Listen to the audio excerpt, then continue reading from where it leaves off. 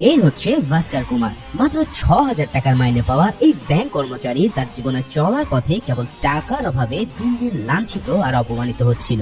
কিন্তু একদিন সে ব্যাংকের এমন এক কারচুপি সিস্টেম আবিষ্কার করে ফেলে, যার জন্য মাত্র ২ বছরে সে হয়ে ওঠে ১০০ কোটি টাকার মালিক। কিন্তু কি ছিল সে আলাদিনের চেরাগ? এখন সেটা জানাতে হাজির হলাম লাকি ভাস্কর মুভিটির এক্সপ্লেনেশন নিয়ে। ভাইরে ভাই, এই মুভিটা হচ্ছে এই বছরের সবচেয়ে মাথা নষ্ট করার মতো মুভি, যেটা তোমাকে শেখাবে কিভাবে নিজের ইচ্ছার বুদ্ধি খাটিয়ে লাইফে শাইন করা যায়। তো চলো আর পেঁচা না বাড়িয়ে শুরু করি আজকের মুভি এক্সপ্লেনেশন। সালটা 1992, স্থান ক্যাপিটাল অফ ইন্ডিয়া বম্বে। এই শহরে এক জিনিয়াস মাস্টারমাইন্ডের সাথে আমাদের পরিচয় হয়, যার নাম ভাস্কর কুমার। দেখে তো বুঝতেই পারছো যে ভাস্কর আর সাধারণ মিডল ক্লাস মানুষের চেয়ে অনেক বেশি আগে। আসলে 91-92 সালটা ছিল এই দেশের জন্য অনেক গুরুত্বপূর্ণ এক অধ্যায়, কারণ সেই সময়টাতে স্টক এক্সচেঞ্জে হর্ষদ মেহতা নামের এক ডার্ক ম্যাজিশিয়ান ছিল। এই হর্ষদ মেহতা যখন মার্কেটে শেয়ার কিনতো তখন সেটার প্রাইস বেড়ে যেত হু হু করে, আবার যেই শেয়ার সে সেল করে দিত সেটার প্রাইস পড়ে যেত তাসের ঘরের মতো। তবে আজকের গল্পের কাহিনী কিন্তু এই হর্ষদ মেহতাকে নিয়ে নয়, কারণ ভাস্কর কুমার এমন একজন ছিল যে হর্ষদ মেহতার সাথে শেয়ানে টক্কর দিয়েছিল। তো সেই গল্পটাই আজ আমরা জানতে চলেছি। তবে গল্পে ঢোকার আগে দেখা যায় একদল সিবিআই লোকজন এসে ভাস্করকে ইন্টারোগেট করার জন্য নিয়ে যেতে এসেছে। বুঝতেই পারছো ভাস্করের রিয়েলিটি মেনে নেওয়ার টাইম এসে গেছে। যাক, সিবিআই অফিসার লাক্সমান তাকে সোজা নিয়ে যায় মাগাধা ব্যাংকের একটা ব্রাঞ্চে, আর সেখানে সবাইকে পুরো ব্যাংক তল্লাশি করার জন্য নির্দেশ দেয়। ও বলে রাখি, ভাস্কর কুমার হলো এই ব্যাংকেরই অ্যাসিস্ট্যান্ট জেনারেল ম্যানেজার। তো এখানে সিবিআই রেড দেওয়ার উদ্দেশ্য হলো তাদের কাছে তথ্য আছে যে ভাস্কর ব্যাংক স্ক্যামিং করে প্রচুর পরিমাণ টাকা আত্মসাৎ করেছে, তাই তারা ভাস্করের পার্সোনাল ব্যাংক স্টেটমেন্ট প্রিন্ট করতে শুরু করে। তবে যেই না ভাস্করের স্টেটমেন্ট তাদের হাতে আসে, তখন পুরো রুমের সবার চোখ একদম কপালে উঠে যায়, কারণ একজন সাধারণ ব্যাংকারের ব্যাংক অ্যাকাউন্টে পড়ে আছে ১০০ কোটি টাকা। এই কাণ্ড দেখে লাক্সমানের যেন বিশ্বাসই হয় না। যার প্রতি মাসের বেতন মাত্র ৩৬,০০০ টাকা, সে কিভাবে মাত্র ২ বছর বয়সে এত অ্যামাউন্ট বানিয়ে ফেলেছে। মূলত এখান থেকে শুরু হয় তাদের খোঁজ, দ্য সার্চ। এবার ভাস্কর কুমার বলতে শুরু করে কিভাবে সে এত টাকা লিগ্যাল মালিক হলো। তো চলো আমরা চলে যাই আরো ৩ বছর আগে, অর্থাৎ ১৯৮৯ সালে। এ হচ্ছে ভাস্কর কুমার, খুব একনিষ্ঠ একজন ব্যাংক কর্মকর্তা।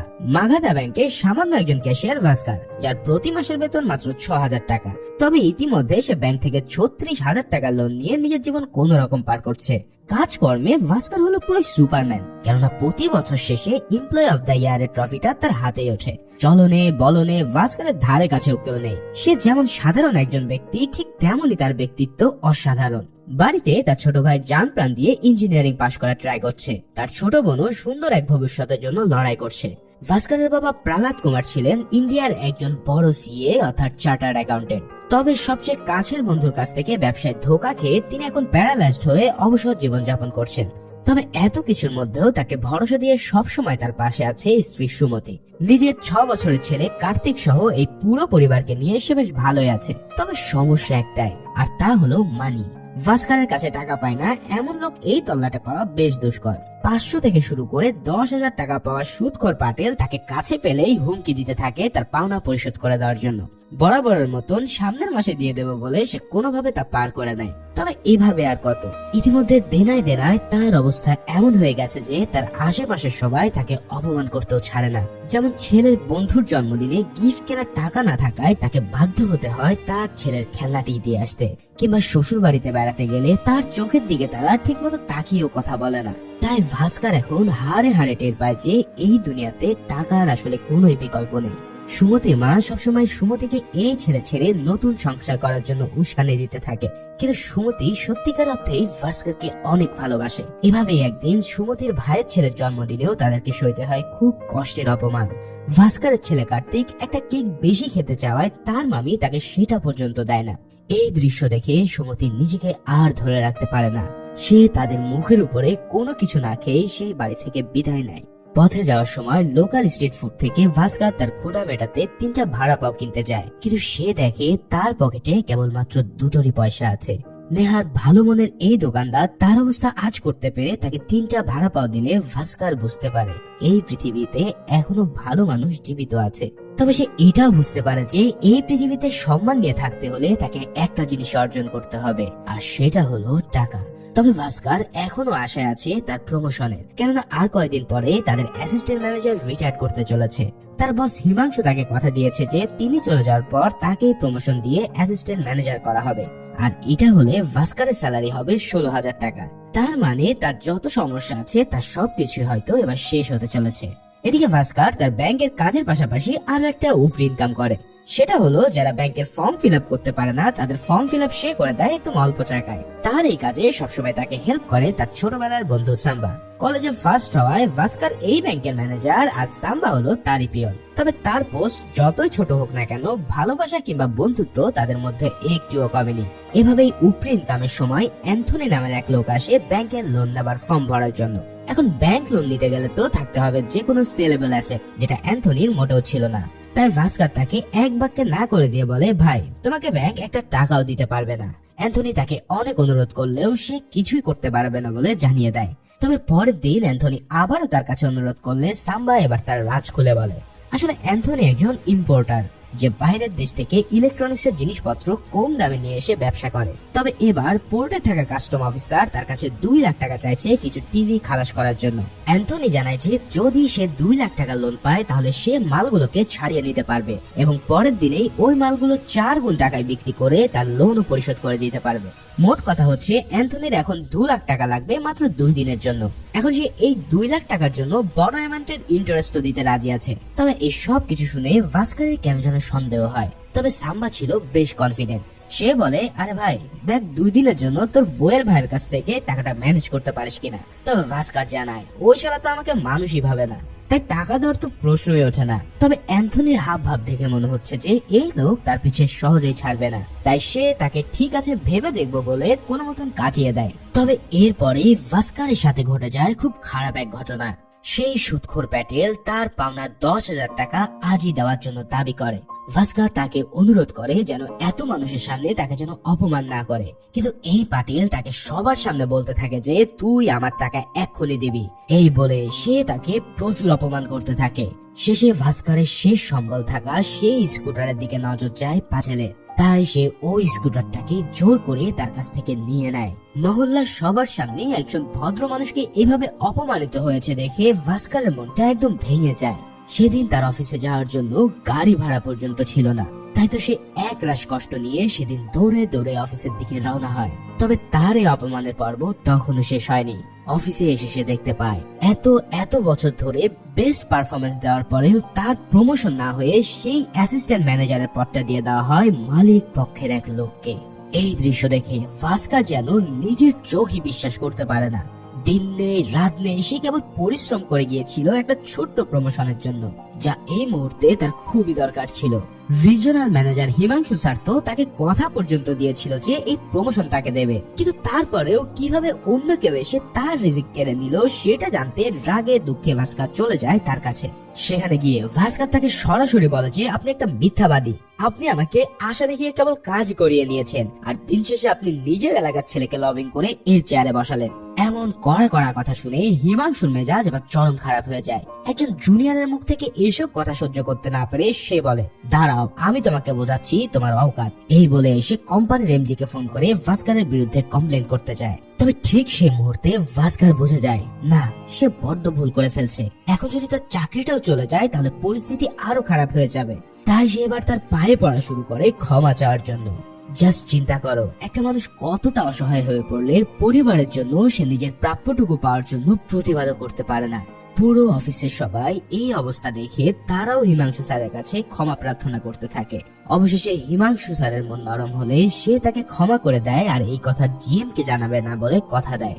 এমন বাজে এক পরিস্থিতির পর ভাস্কার আবার নিজেকে শক্ত করতে থাকে, কারণ এটা ছাড়া এখন তার কাছে আর কিছুই বাকি নেই। তাই ফিরে এসে আবারও সে সবার সাথে ঠিক আগের ভাস্কারের মতোই পজিটিভ আচরণ করতে থাকে, যা সবাইকে অনেক অবাক করে দেয়। অফিস শেষ করে সাম্বা আর সে যখন হোটেলে বসেছিল তখন আবারও সে অ্যান্থনি তার কাছে আসে। তবে সাম্বা এবার তাকে ফিরে যেতে বললেও খোদ ভাস্কারই তাকে বসতে বলে। এবার ভাস্কর তাকে প্রশ্ন করে, যদি এখন তোমাকে 2 লাখ টাকা আমি দেই তাহলে বলো তুমি তোমার মাল ছাড়িয়ে প্রফিট করতে পারবে কিনা।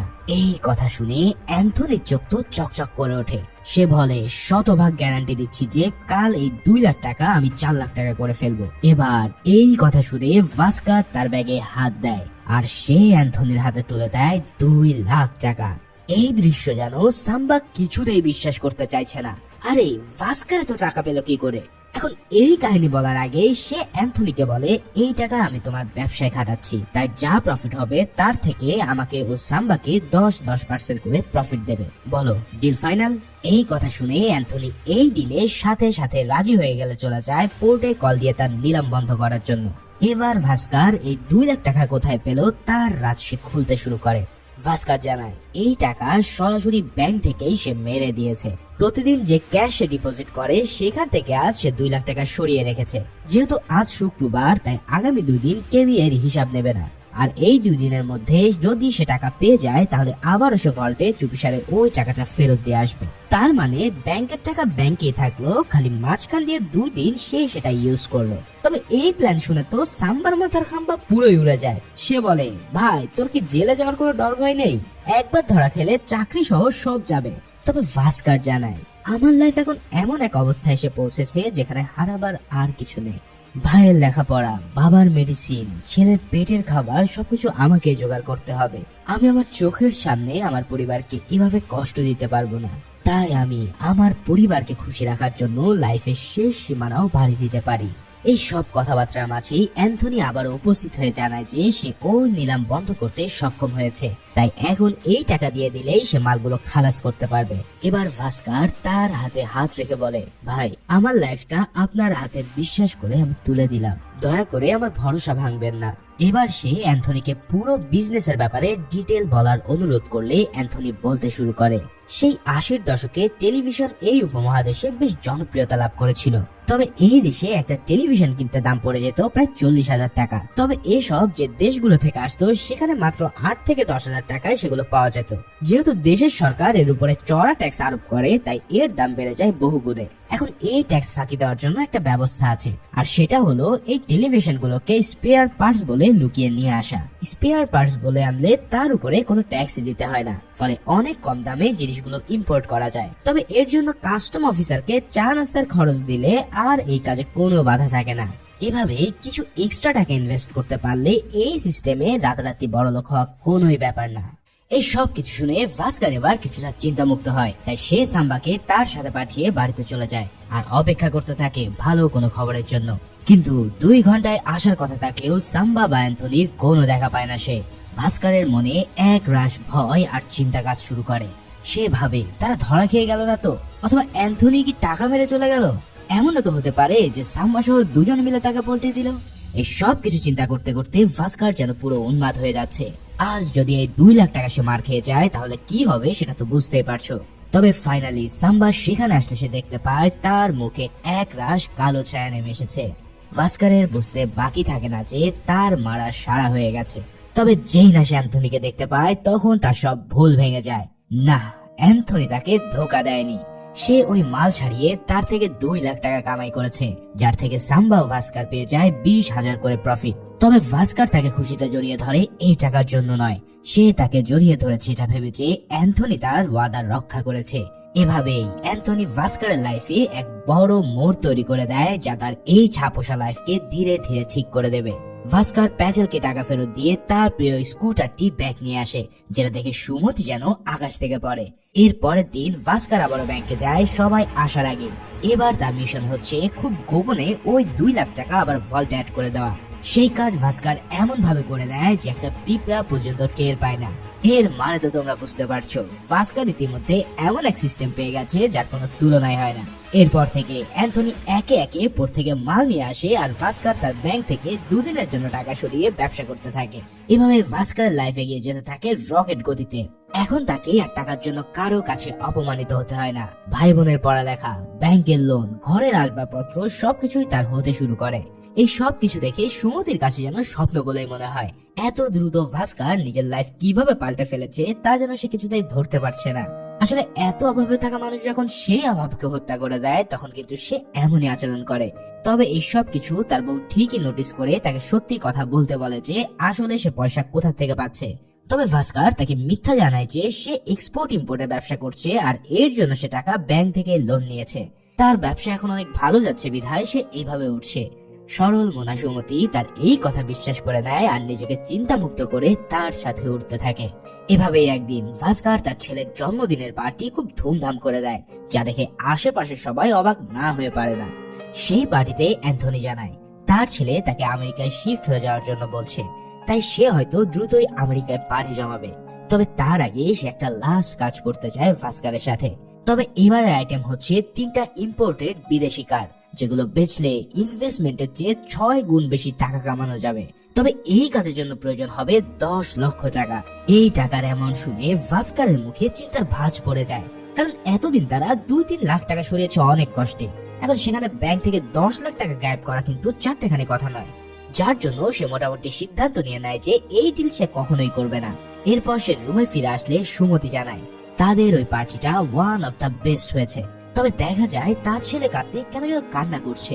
ভাস্কর কারণ জিজ্ঞেস করলে কার্তিক বলে, বাবা জানো, আমার বন্ধুরা এতদিন আমাকে বলতো যে তুই তো ফ্রিতে কেক খাওয়ার জন্য আমাদের পার্টিতে আসতি, কিংবা একই গেঞ্জি বারবার পরে গেলে তারা আমাকে ফকির বলতো, কিন্তু আজ তারা এত বড় পার্টি দেখে আমাকে অনেক আদর করেছে। আজ তোমার জন্যই তাদের সব মুখ বন্ধ হয়ে গেছে বাবা। এই সব কথাগুলো শুনে ভাস্করের মন একদম অন্যরকম হয়ে যায়। সে বুঝে যায় টাকা আসলে কি না করতে পারে। যারা তার 2 পয়সার দাম দিত না তারা এখন তাকে সম্মান দিয়ে কথা বলে, যা সবকিছু হয়েছে এই টাকার কারণে।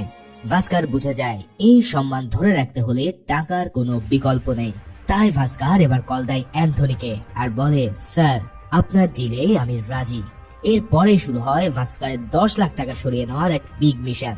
তার ব্যাংকের ভল্ট ম্যানেজার হচ্ছে এই নারায়ণ স্যার। তিনি প্রতিদিন অফিসে লেট করে আসে আর দ্রুত বেগে বাড়ি চলে যায়, যার কারণে এতদিন ভাস্কর এই সুযোগেরই অসৎ ব্যবহার করেছে। কিন্তু আজ দেখা যায় যে এই বান্দার সময় পার হয়ে গেলেও আর ব্যাংক থেকে যাচ্ছে না। ভাস্কর আজ বেশি টাকা নিয়ে ঠিকই ভল্টে এসেছে, কিন্তু যাওয়ার সময় সেই টাকাটা নিতে না পারলে সবকিছু বৃথা। তাহলে এখন কি করা যায় ভাবতে ভাবতে ভাস্কর একটা চরম ফোন দিয়ে ফেলে। সে সাম্বাকে দিয়ে বাইরে থেকে কল দিয়ে তাকে 10 মিনিট বিজি রাখে। ঠিক সেই সুযোগে ভাস্কর তার ব্রিফকেসে সব টাকা ভরে নেয়। এভাবে ফাইনালি 10 লাখ টাকা আলাদা করে রেখে ভাস্কর সসম্মানে বেরোতে সক্ষম হয়। এরপর সেই টাকা দিয়ে তারা ওই গাড়িগুলোকে পোর্ট থেকে ছাড়িয়ে নিয়ে আসে। তবে এবার ঘটে ঠিক সেই কাহিনী যা তোমরা এতক্ষণ ধরে আজ করছিলে। গাড়ি ছাড়িয়ে আনার পর দেখা যায় যে ডিলারের কাছে তারা গাড়ি বিক্রি করবে তাদেরকে পুলিশ ইতিমধ্যে স্মাগলার বলে ধরে নিয়ে গেছে। তার মানে এই মুহূর্তে তারা গাড়িগুলোকে আর সেল করতে পারছে না। ফলে এখন একদিন পর ভাস্কর ব্যাংকে কই থেকে টাকা ব্যাক দেবে তার কোনো উপায় আর বাকি রইল না। সাম্বা তো রেগে মেগে অ্যান্থনিকে মারতে পর্যন্ত চলে যায়, কিন্তু ভাস্কর এখানে বিচক্ষণতার পরিচয় দেয়। সে বলে এতদিন লাভ যেহেতু একসাথেই করেছি, এখন লসের সময়ও আমরা একসাথেই থাকবো। সে অ্যান্থনিকে বলে এই ডিলার নেই তো কি হয়েছে, আমরা এই গাড়ি চলো অন্য ডিলারের কাছে বিক্রি করি। এই বুদ্ধি শোনার পর অ্যান্থনি বলে অন্য এক ডিলার আছে, কিন্তু সে তো থাকে গোয়াতে, এত দূরে এই গাড়িটাকে আমরা নেব কি করে। তবে ডিলার যেহেতু পাওয়া গেছে সেহেতু ভাস্কর জানে কিভাবে তাকে এই গাড়ি পার করে নিতে হবে। সেই প্ল্যান অনুসারে সে 3টা গাড়িতে সরকারি ফ্ল্যাগ লাগিয়ে রওনা দেয় গোয়ার উদ্দেশ্যে। তবে ঠিকই তাদের গাড়ি পুলিশে আটকে তাদের গাড়ির কাগজ আর লাইসেন্স দেখা শুরু করে। অ্যান্থনি আর ভাস্কর গাড়ি চেক করে বেরিয়ে যেতে পারলেও মিস্টার হাম্বা ঠিকই ধরা খেয়ে যায়। তবে ঠিক সেই সময় ভাস্কর চালে তার আসল চাল। তার গাড়ি থেকে বেরিয়ে আসে একজন রুলিং পার্টির মিনিস্টার। সেই মিনিস্টারকে দেখে তো পুরো ফোর্সের গলা একদমই শুকিয়ে যায়। তারা বলতে থাকে আজ আমাদের চাকরি আর কেউই বাঁচাতে পারবে না। কিন্তু এ কি, মিনিস্টার হয়ে তাদের কথাবার্তা তো খুব একটা সুবিধার মনে হচ্ছে না। আসলে সুবিধার মনেই বা হবে কেন, এই লোকগুলো তো ছিল পথে ভিক্ষা করা ফকির বাহিনী। মানে সিরিয়াসলি ভাস্কর তাদের ভিখারি থেকে একদম মিনিস্টার বানিয়ে সবগুলোকে ঘোল খাইয়ে দিল। সাবাস বেটা সাবাস। যাই হোক, ওই যাত্রায় এক বার ডান্সারকে অমিতাভ বচ্চনের নেক্সট নায়িকা বানিয়ে দিয়ে তারা সেই যাত্রায় সকল চেকপোস্ট পার করতে সক্ষম হয়। আর ফাইনালি ওই 3 গাড়ি বিক্রি করে তারা তাদের এই ভয়াবহ বিপদকে উদ্ধার করে। অবশেষে অ্যান্থনিকে তারা পৌঁছে দেয় এয়ারপোর্টে, কেননা আজই সে আমেরিকার উদ্দেশ্যে রওনা দেবে। তবে যাওয়ার সময় অ্যান্থনি তাকে জানায় যে আমি ওখানে গিয়ে একটা হোটেল খুলবো। সে আরো বলে ভাস্কর যদি কখনো তোমার হেল্প লাগে তাহলে আমাকে কিন্তু ভুলবেন না। ভাস্কার তার জীবনের মোড় ঘুরিয়ে দেওয়া এই ব্যক্তিটাকে অশ্রুসিক্ত জলে বিদায় জানায়। এবার ভাস্কারের মিশন ওই টাকা ব্যাংকে ফেরত দেওয়া। সেই উদ্দেশ্যে রেডি হয়ে সে যেই না ব্যাংকে এসে পৌঁছায়, ঠিক তখনই সে দেখতে পায় পুলিশ ব্যাংক ঘিরে রেখেছে। এই দৃশ্য দেখে ভাস্কারের কলিজা পুরো কেঁপে ওঠে। না, ফাইনালি এবার সে ধরাই খেয়ে গেছে। কিন্তু ভেতরে ঢুকে সে যা দেখতে পায় তাতে আরেকটু হলেই তার হার্ট অ্যাটাক হয়ে যেত। আসলে পুলিশ ও ব্যাংকের ম্যানেজমেন্ট এখানে এসেছে ওই হিমাংশুকে ধরে নিয়ে যেতে। কেননা হিমাংশু এতদিন তাদের না জানিয়ে অনেক মানুষের কাছ থেকে ঘুষ খেয়ে তাদের চাকরি দিচ্ছিল। মানে তো বুঝতেই পারছো, ভাস্করের সেদিনের প্রমোশন না দিয়ে ঠিকই সে টাকা খেয়ে অন্য একজনকে প্রমোশন দিয়ে দিয়েছে। যা হোক, বিপদ কিন্তু এখনো কেটে যায়নি, কেননা যতক্ষণ পর্যন্ত ভল্টে টাকা না যাচ্ছে ততক্ষণ ধরা খাওয়ার চান্স কিন্তু কমছে না। ইতিমধ্যে নারায়ণ স্যার এসে তাকে নিয়ে যায় ভল্টে, আর সেখান থেকে ভাস্কর 40 লাখ টাকা ঠিকই তুলে নেয়। কিন্তু খাতায় এবার সে রেজিস্টার করে 50 লাখ টাকা, অর্থাৎ নিজের কাছে 10 লাখ টাকা দিয়ে সে আগের হিসাবগুলো ফিক্স করে ফেলবে। এই টাকা নিয়ে সে রুমে আসে ঠিকই, কিন্তু সেই মুহূর্তেই তার সামনে হাজির হয় এই ব্যাংকের জিএম বিনোদ বোস। তার কাছে থাকা ওই সুটকেসে কি আছে সে এবার সেটা প্রশ্ন করে। এই কথায় ভাস্করের গলা শুকিয়ে একদম কাজ হয়ে যায়। এবার বিনোদ তাকে সেই সুটকেস খুলে দেখাতে বলে। তার মানে কি এবার ভাস্কর সত্যি সত্যি ধরা খেয়ে গেল? তবে ভাস্কর যেই না সেই সুটকেস খোলে, ঠিক তখন দেখা যায় সেখানে কাপড় ছাড়া আর কিচ্ছু নেই। ভাইরে ভাই, ভাস্কর এই ঘটনার মাত্র 5 মিনিট আগে সেই টাকা সরিয়ে ফেলতে সক্ষম হয়েছিল, আর যার কারণে একদম তীরে এসেও তার তরি ঠিকই দাঁড়িয়ে থাকে। ফাইনালি বিশাল এক বড় ধাক্কা সামলে নিয়ে ভাস্কর নিজের সাথে পণ করে যে না, এই কাজ সে আর করবে না। কারণ তোমার লোভ যদি তোমার অকাতের চেয়ে বেশি হয়ে যায় তাহলে তোমার ধ্বংস অনিবার্য। তবে সাম্বা আর এই পিয়নের চাকরি করতে চায় না বলে সে চাকরি ছেড়ে ওই ধান্দাতেই পড়ে থাকে। এদিকে ভাস্কর এতদিন 6 লাখ টাকা জমিয়েছিল, তাই সে সেগুলোকে বিভিন্ন খাতের জন্য জমা করে রাখে। কিন্তু দেখা যায় তার ভাই বিদেশের একটা বড় ভার্সিটিতে চান্স পেয়েছে, যেখানে পড়তে হলে তাকে খরচ করতে হবে 6 লাখ টাকা। অগত্যা পুরো পরিবারের জন্য জমানো টাকা তার শুধুমাত্র এই ভাইয়ের পিছনেই খরচ হয়ে যায়। তবে কথায় আছে না, ভাগ্য যখন সুপ্রসন্ন হয় তখন তা একটু দেরিতেই থামে। ঠিক সেভাবেই পরের দিন অফিসে গিয়ে ভাস্কর এমন এক নিউজ পায় যা তার পুরো দুনিয়া একদম উল্টে দেয়। স্বয়ং চেয়ারম্যান তাকে মিটিং এ কল করে জানায় যে আজ থেকে তুমি মাগাধা ব্যাংকের এজিএম। আমি তোমার নামে অনেক ভালো রিপোর্ট পেয়েছি, যার কারণে তুমি একমাত্র এই পদের জন্য সঠিক ব্যক্তি। মাত্র একদিনের মধ্যেই ভাস্করের লাইফ 6,000 টাকার স্যালারি থেকে 19,000 টাকার স্যালারি হয়ে যায়। সেই সাথে সাথে মারুতি 800 গাড়িটা তো বোনাস। সে সেই লাল গাড়িটা নিয়ে বাড়ি ফিরে এই খবর সুমতিকে দিলেও সেও আনন্দে আত্মহারা হয়ে ওঠে। তবে আসল গল্প কিন্তু এখনো শুরুই হয়নি। এ তো গেল ভাস্করের জীবনের শুরুর দিকের পার্ট। তবে এখন শুরু হয় সেই পার্ট যেখানে আমরা জানতে পারবো যে ভাস্কর কিভাবে 2 বছরে বানিয়েছিল 100 কোটি টাকা। তবে সেই পার্টে যাওয়ার আগে যদি এক্সপ্লেনটা এনজয় করো তাহলে লাইক দিতে কিন্তু মোটেও ভুলে যেও না। যাই হোক, ভাস্করকে ট্রান্সফার করা হয় বোম্বের মেন ব্রাঞ্চে। সেখানে প্রথম দিন ব্যাংকের চেয়ারম্যান তাকে একটা বড় দায়িত্ব দিয়ে বসে। এখন সেই দায়িত্বটা হলো হর্ষদ মেহতা। আসলে ওই ডার্ক ম্যাজিশিয়ানের কোম্পানি গ্রোমোর এবং তার পার্সোনাল অ্যাকাউন্ট এই ব্যাংকে অবস্থিত। চেয়ারম্যান জানায় হর্ষদ আমাদের সবচেয়ে ভিআইপি ক্লায়েন্ট, তাই তার যা যা লাগবে তাই যেন সে পূরণ করে দেয়। ভাস্কর চেয়ারম্যানের এই কথা অক্ষরে অক্ষরে পালন করবে বলে কথা দেয়। পরের দিন হর্ষদ মেহতার এক ঘনিষ্ঠ চেলা সুরাজ এসে হাজির হয় ভাস্করের সামনে, যার হাতে ছিল কাচারি ব্যাংক নামের এক ব্যাংকে 2টো বিআর বা ব্যাংক রিসিপ্ট। এখন চলো একটা ফিনান্সের ছোট্ট ক্লাস করে আসি আর জেনে নেই কি এই বিআর।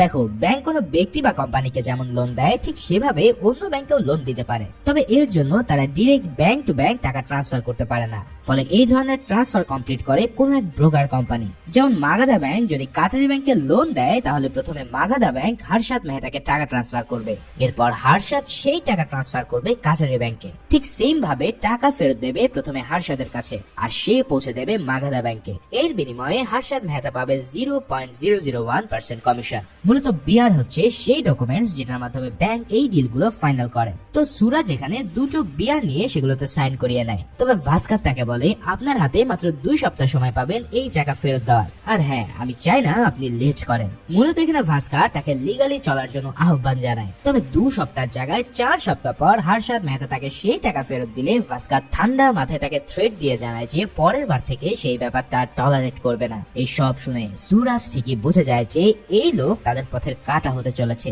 যাই হোক, সে এবার ভাস্করকে অনুরোধ করে হর্ষদ মেহতা মেহতা ও তার কোম্পানি গ্রোমোরের ব্যাংকের স্টেটমেন্টের কপি প্রিন্ট করে দেওয়ার জন্য। তবে ভুল করে ডাবল স্টেটমেন্ট প্রিন্ট হয়ে গেলে ভাস্কার তাকে এক কপি এখানে রেখে বিদায় জানায়। এবার ভাস্কারের মনে একটু খাইশ জাগে। সে বলে, দেখি তো ইন্ডিয়ার সবচেয়ে ধনী ব্যক্তির ব্যাংক অ্যাকাউন্টে কত টাকা আছে। সে হর্ষদ মেহতার অ্যাকাউন্ট আর তার বিশাল ফিগার দেখে তার চোখ কপালে উঠে যায়, কারণ ততদিনে হর্ষদ মেহতার ধন সম্পত্তি যে কত বিশাল হয়ে গিয়েছিল তা কল্পনার বাইরে। তবে এই স্টেটমেন্ট দেখে তার চোখ এক জায়গায় আটকে যায়। সে দেখতে পায় নিয়ম অনুসারে তার ব্যাংক থেকে যে টাকা বিয়ারের মাধ্যমে কাটারি ব্যাংকে যাওয়ার কথা ছিল, সেই টাকা কাটারি ব্যাংকে না গিয়ে বরং তার কোম্পানি গ্রোমোরে যাচ্ছে। তার মানে হচ্ছে এই ব্যাংক টু ব্যাংক লোনটা স্রেফ একটা ধোঁকা।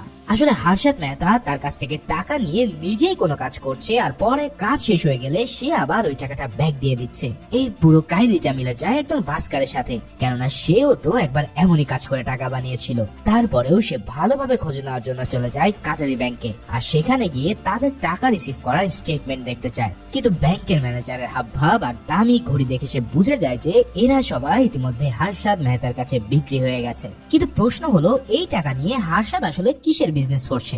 এখন সেটার রহস্য জানার জন্য সে সোজা চলে যায় বিএসসি তে, আর সেখানকার ব্রোকারদের কাছে সে এমন এক জিনিস জানতে পারে যেটা তার পুরোই হোশ উড়িয়ে দেয়। সে জানতে পারে যে হর্ষদ মূলত শেয়ার মার্কেট রিগিং করে। বিষয়টা ক্লিয়ার করে বলি, হর্ষদ মেহতা প্রথমে নাম সর্বস্ব কিছু কোম্পানি শেয়ার একদম কম মূল্যে কেনা শুরু করে। এরপর তার পুরো টিম মিলে সেই কোম্পানি শেয়ার কম দামে কেনা শুরু করলে তা দেখে আম জনতারা সেই শেয়ার ধুমিয়ে কেনা শুরু করে। ফলে কয়েক সপ্তাহের মধ্যে 20 টাকা শেয়ার হয়ে যায় 500 টাকা। ঠিক সেই সময় হর্ষদ মেহতা তার কেনা নামে বেনামের সব শেয়ারগুলো একসাথে বিক্রি করে দেয়। তার মানে তারা কিনে 20 টাকায় আর মানুষকে লোভ দেখিয়ে তার দাম বাড়িয়ে বিক্রি করে 500 টাকায়। ফলে এভাবে সে এক সময় হয়ে ওঠে পুরো স্টক এক্সচেঞ্জে দ্য বিগ বুল। আশা করি তোমরা বুঝতে পারছো যে এই হর্ষদ মেহতা কি চালু চিজ ছিল।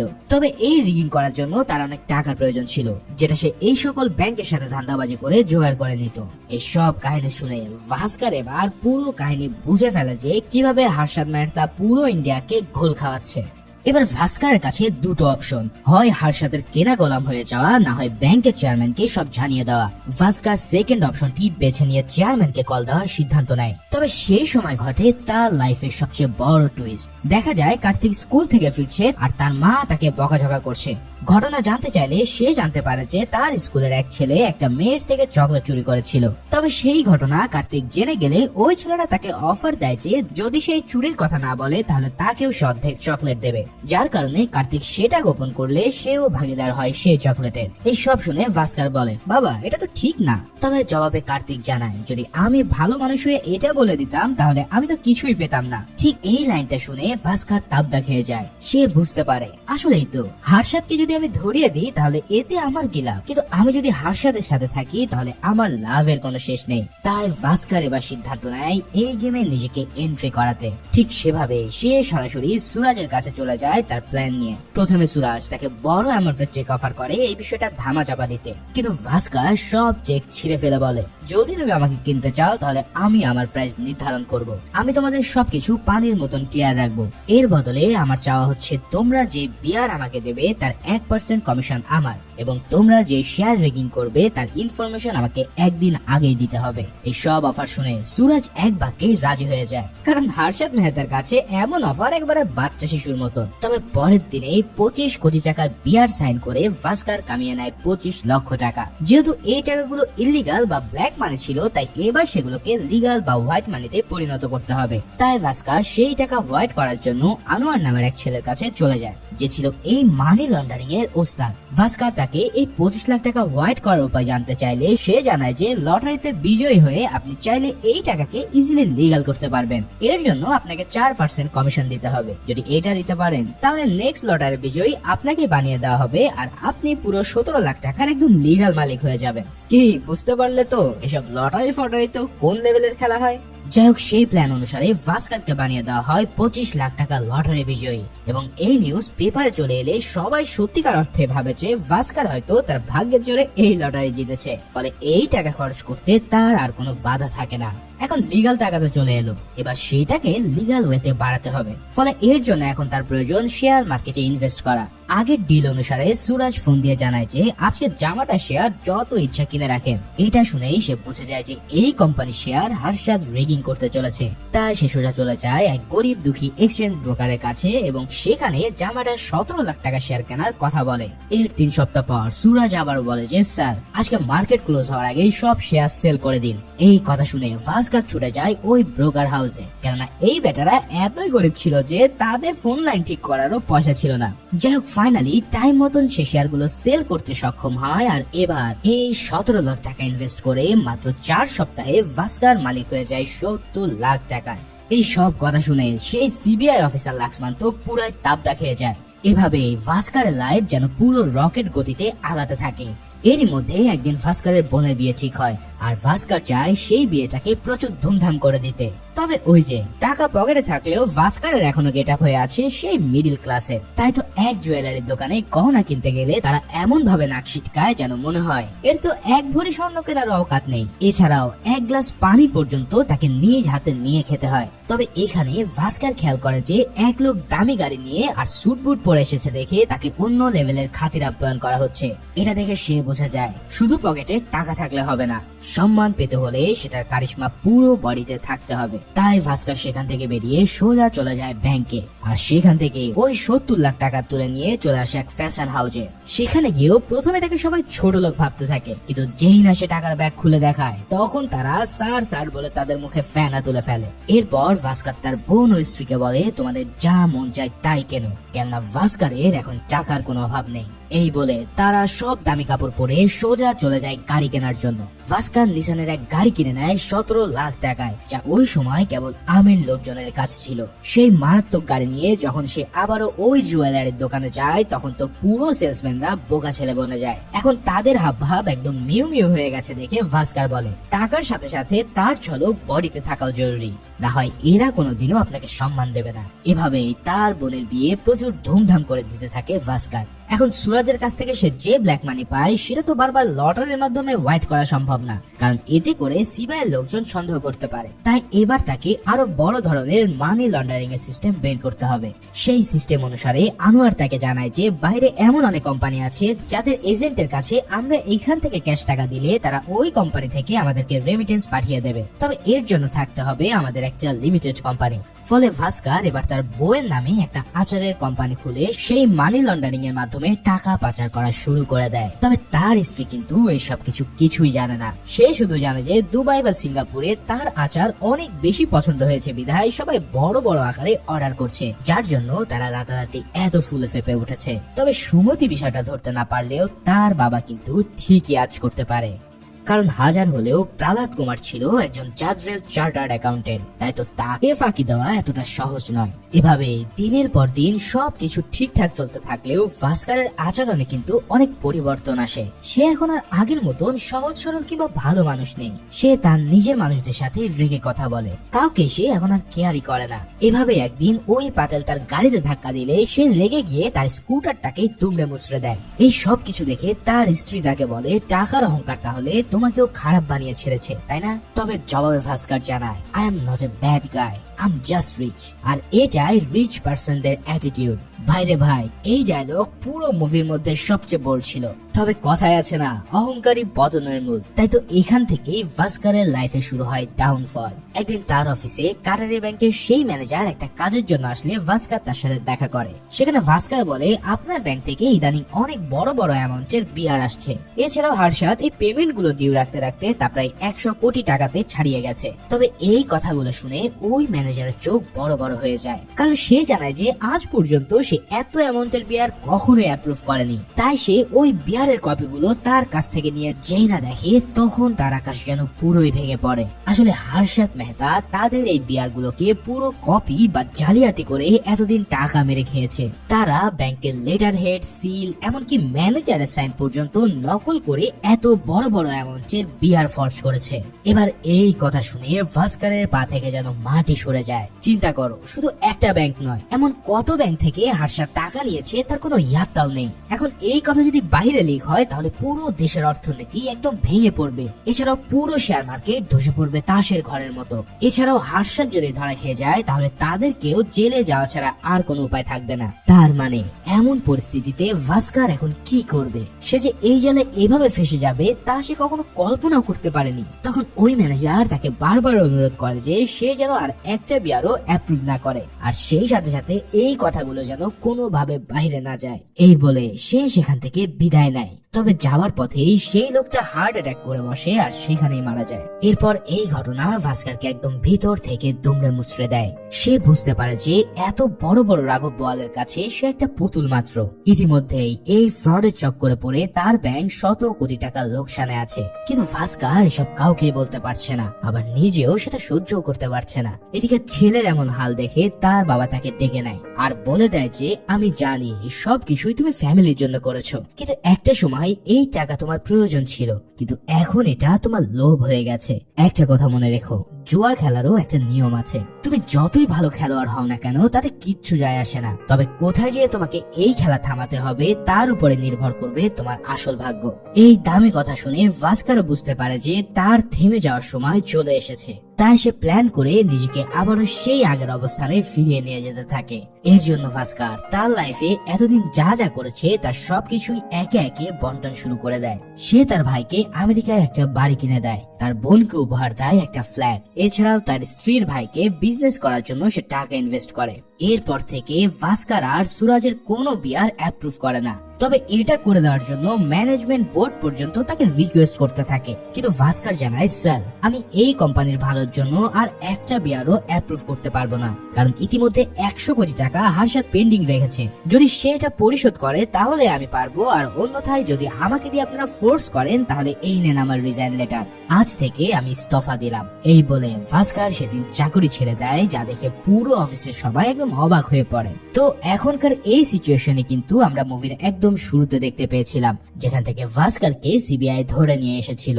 এতক্ষণ ভাস্কর তাদেরকে এই গল্প করছিল যে সে কিভাবে এত টাকা লিগ্যাল মালিক হলো, তবে সে শুধু ভাগ্য আর লিগ্যাল ওয়ের কথাই তাদের কাছে স্বীকার করে, কেননা এমন 2 নম্বরের কথা জানলে তার তো জেলেই যাওয়া লাগতো। যাই হোক, সিবিআই অফিসার এই সব কিছু শুনে বলে, তোমার গল্প ভালো, এছাড়াও তোমাকে যে জেলে ধরে নিয়ে যাব তারও কোনো প্রুফ আমাদের কাছে নেই, কেননা খাতা কলমে এই সব কিছু তুমি লিগ্যালে আয় করেছো। তবে এভাবে খালি হাতে আমরা তো ফিরে যেতে পারবো না, কেননা আমাকে যে হায়ার করেছে সে আর কেউই নয়, সে হচ্ছে এই ব্যাংকের চেয়ারম্যান মিস্টার রাজভীর। তার মানে তো তোমরা বুঝতেই পারছো, আসলে এই পুরো স্ক্যামিং এর কথা কিন্তু ব্যাংকের সবাই জানতো। তবে এত কিছু জানার পরেও তারা ভাস্করকে কেবল পুতুল হিসেবে ব্যবহার করার জন্যই এই পোস্টে নিয়ে এসেছিল। এই সব দেখে ভাস্কর যেন নিজেকে বিশ্বাসই করতে পারে না। স্বয়ং ব্যাংক নিজেই এই করাপশনের সাথে জড়িত, তা তার কল্পনার বাইরে। এবার ব্যাংকের চেয়ারম্যান তার আসল চেহারা ভাস্করকে দেখায়। সে বলে, আমি জানি তুমি অনেক কামিয়েছো এই ধান্দায়, কিন্তু যখন তোমার মন ঘুরে গেল তখন তুমি আমাদের সাথেই পল্টি নিতে চাইলে, তাই তো কাউকে না জানিয়ে তুমি রিজার্ভ ব্যাংকে গিয়ে আমাদের নামে নালিশ করে এসেছো। এখন এই বিয়ারে যে 100 কোটি টাকা পেন্ডিং আছে সেটা আমাদেরকে দিতে হবে, অন্যথায় পুরো ব্যাংক কলাপস করবে আর সাথে জেল ফ্রি। তো এই মুহূর্তে তোমাকে আমি 2টো অপশন দিচ্ছি। এক, আইটি ডিপার্টমেন্টকে বলে আমরা তোমার অ্যাকাউন্ট ফ্রিজ করে রাখি আর জেলের ভাত খাওয়াই, অথবা 2, এই পেন্ডিং 100 কোটি টাকা তুমি হার্ষাদকে দেওয়ার মাধ্যমে ব্যাংকের পেন্ডিং ক্লিয়ার করে দেবে। এতে করে তোমার টাকা হারালেও তুমি স্বাধীনভাবে চলাফেরা করতে পারবে। এই সব কথা শুনে ভাস্কর যেন এক অথৈ সাগরে পড়ে। তেল তেল করে কামানো টাকা কিনা শেষমেশ এভাবে তাদের দিয়ে দিতে হবে, কিন্তু সেটা না করে তার আর কোনো উপায় নেই। তাই আর কোনো কিছু চিন্তা না করে ভাস্কর কুমার তার ব্যাংকের সমস্ত টাকা চেক লিখে দেয় হার্ষাদ মেহতার নামে, আর নিজে এই পাপ থেকে মুক্তি নেয় চিরতরে। আচ্ছা, তবে কি কাহিনী এখানেই শেষ হতে যাচ্ছে? আরে না, একটু ওয়েট করে দেখো না, কি মারাত্মক টুইস্ট অপেক্ষা করছে তোমার জন্য। তো কাহিনী শুরু হয় ঠিক তখনই যখন ভাস্করের চেক ব্যাংকে ডিপোজিটের জন্য পাঠানো হয়। সেখানেই জানা যায় যে এই লোকের ব্যাংক অ্যাকাউন্টে একটা ফুটো পয়সাও নেই। তার মানে গত 10 দিন আগে ভাস্কর তার ব্যাংক ডিঅ্যাক্টিভ করার পাশাপাশি সব টাকা তুলে নিয়ে গেছে। ভাইরে ভাই, শেষে এসে ভাস্কর যে এমন এক খেল দেখাবে তা একদম মাথার উপর দিয়ে যায়। শুধু তাই নয়, ভাস্কর সেই টাকা নিয়ে প্রথমে কল দেয় অ্যান্থনিকে, আর তার মাধ্যমে পুরো টাকা ইনভেস্ট করে আমেরিকার একটা হোটেল কেনার জন্য। তার এই টাকা হোয়াইট করার জন্য দরকার ছিল এনআরবি ও আরবিআই এর অ্যাপ্রুভাল, যেটা তার বাবা লবিং এর সাহায্যে সে ঠিকই করে নেয়। এরপর একজন ইনভেস্টর হিসেবে ভাস্কর কুমার তার লাইফ সেট করে ফেলে আমেরিকায়। অন্যদিকে পুরো ব্যাংক ম্যানেজমেন্টকে পুলিশ গ্রেফতার করে টাকা আত্মসাতের মামলায়। এই পুরো কাহিনী যখন চেয়ারম্যান জানতে পারে তখন জাস্ট সে একটা কথাই বলে, ভাস্কর ইউ প্লেড ওয়েল। তো কি বুঝলে, আসলে ভাস্কর আগেই ধরতে পেরেছিল যে এই স্ক্যামের সাথে জড়িত আছে ব্যাংকের চেয়ারম্যানও, আর তারা তাকে সিফ অ্যাপয়েন্ট করেছিল যাতে তার উপরে সব দোষ চাপিয়ে দেওয়া যায়। তাই ভাস্কর আগে থেকেই প্রিপেয়ার ছিল এই সুবর্ণ সময়ের জন্য, কেননা ভাস্কর তার বাবার কাছ থেকে এটাই জেনেছিল যে খেলা যত ভালোই হোক না কেন, খেলাটা কখন থামাতে হবে সেটাই সবচেয়ে বড় ব্যাপার। ঠিক এই সঠিক সময়ে সঠিক সিদ্ধান্তই আজ তাকে সবকিছু থেকে বাঁচিয়ে নেয়। ঠিক এই সিনের মধ্যে দিয়ে শেষ হয় এই বছরের সবচেয়ে বেস্ট মুভিটি। তো ভিডিওটি কেমন লাগলো তা অবশ্যই আমাকে জানিও। আর হর্ষদ মেহতাকে নিয়ে কিন্তু পুরো একটা ওয়েব সিরিজে আছে। এখন তোমরা যদি চাও তাহলে সেই ওয়েব সিরিজটা এক্সপ্লেন হবে সিনারি ক্যাপস ভিডিওতে, তো কমেন্টের মাধ্যমে তোমরা জানিও। আর নতুন ভিডিও খুব শীঘ্রই আসতে চলেছে। সবাই ভালো ও সুস্থ থেকো। আল্লাহ হাফেজ।